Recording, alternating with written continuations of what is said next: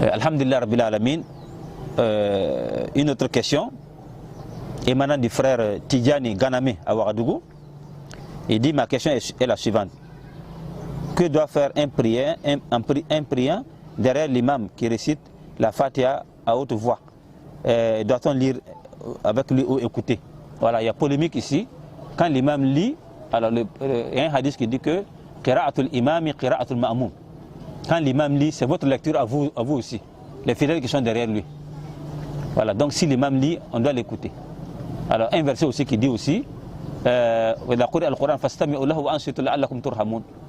alors si on lit le Coran, écoutez et taisez-vous pour que Allah vous comble de sa grâce.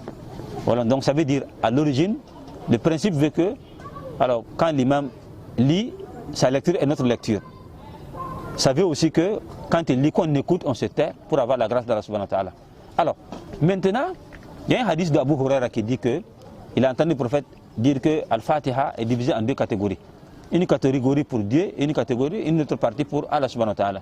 Quand tu dis Bismillah ar-Rahman ar-Rahim, ça c'est pour Allah. Alhamdulillah Rabbil Alamin, c'est pour Allah. C'est sa gloire que tu chantes. Ar-Rahman ar-Rahim, c'est toujours lui.